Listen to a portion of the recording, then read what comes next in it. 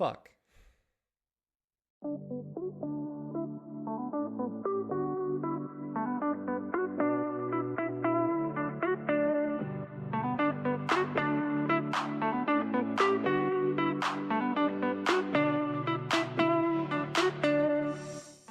Welcome to a very special episode of I Hate James Dobson.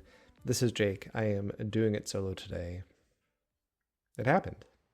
Donald Trump has been re-elected President of the United States, and by a pretty crushing margin. I have never been one for pretense, and I refuse to start now. This is pretty much a worst-case scenario.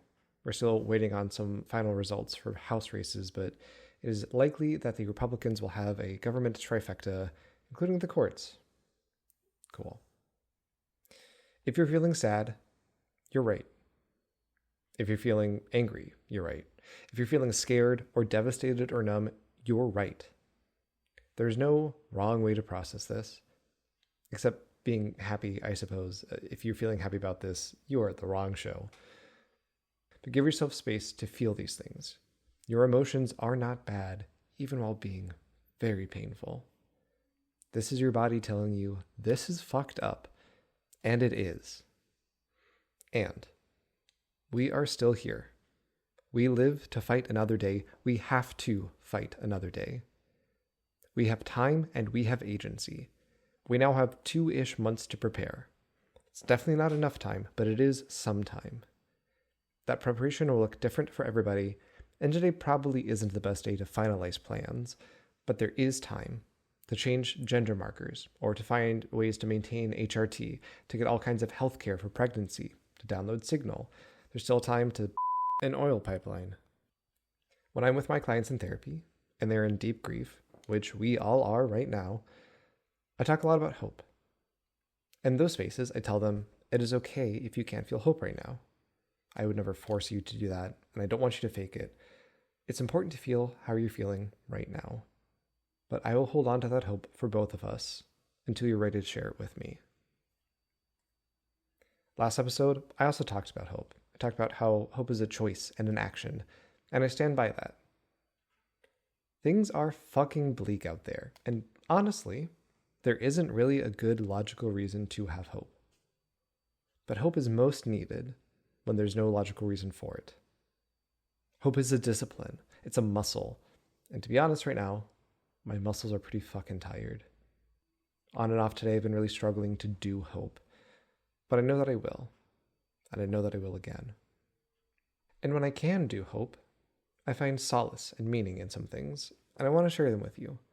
I don't know that these things will make you feel better. I don't know that anything will make you feel any better. But I still want to share them with you, in case they ever will. I find hope in my family, both biological and chosen. I have so many people who love me and who I get to love, who I have the responsibility to love. I can't give up on Kevin or Tyler or Brad or Janet or boyfriend or Brooke. I see resiliency in them. I see the enduring care that they have for the world and others, and that gives me hope. I find hope in history. Queer people, people who care about bodily autonomy, people of color, have all found community and joy in impossible circumstances. I wish we didn't have to, of course, and this isn't trying to be toxically positive, but we will feel joy again. That is as inevitable as the upcoming fight. And I find hope in the show. The fact that we have readers like you who've been so generous with your time every couple weeks and with your stories. Many of you have survived horrific things done in the name of both Jesus and Dobson, and yet we found each other. Therapists shouldn't give advice, but I'm not your therapist, so I don't care. 1, breathe. When waves of anxiety or stress or anger or depression come back to your breath. No emotion lasts forever. 2, take it one step at a time. If you just need to lay in bed all day and stare at the ceiling, go for it. You don't have to know how you're going to get through this. I certainly as fuck don't. You just have to get through today. You just have to get through the next hour. 1 foot in front of the other. Do the next right thing. Number 3, don't hurt yourself. There's a lot of jokes about suicide going around online, and I partake. I get it. I don't think that's inherently a bad thing to do. But stay safe. if for no other reason, then your existence itself is an act of rebellion. Refusing to comply, refusing to give into powerlessness, owning your story and your experience, saying, I'm here, that's revolutionary. Number 4, on that note, drink water. Take care of your body as you're trying to take care of your mind. We're going to live in a fascistic hellscape. There's no use being dehydrated as well. When you're ready, start making plans. Things are going to hit the fan in a big and unpredictable way, but there are things we can do. Organize, join a mutual aid organization in your home or town or city or neighborhood. And if one doesn't exist, go build it. But you'd be surprised how many networks of allies exist out there already. 6, be kind to yourself and others. We need people now more than ever. We need our communities and support systems now more than ever. Everyone I know is going through it. As such, we're not going to be as kind and as selfless as we should be. Own up to it when you fuck up, and give grace to those that need it. And that includes yourself.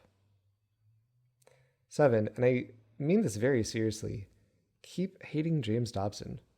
Being petty shouldn't be your sole motivation for things, but it's okay if it is part of your motivation.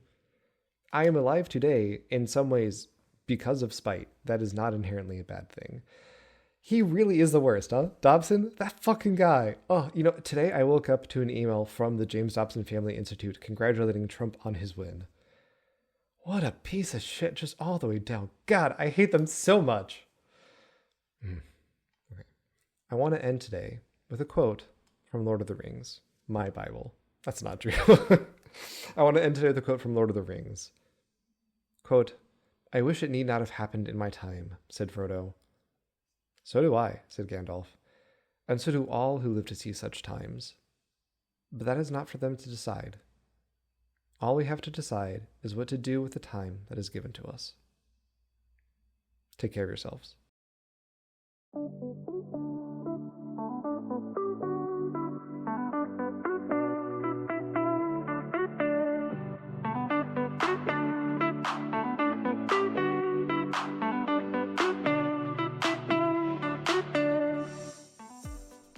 I Hate James Dobson is Labor of Love, written, recorded, edited, and produced by me, Jake. I'm honored to be joined by my amazing co-host, Brooke. If you're enjoying the show, please consider rating and reviewing it, and if you want to connect with us more, you can find us on TikTok, Instagram, and YouTube at I Hate James Dobson, and on Twitter at I Hate J Dobbs. If you want to email us, you can do so at ihatejamesdobson@gmail.com. Special thanks to Drew, Lindsay, DJ, and Jack. Our theme music is by Mood Maze, and the song is called Trendsetter. Thank you for enjoying our show.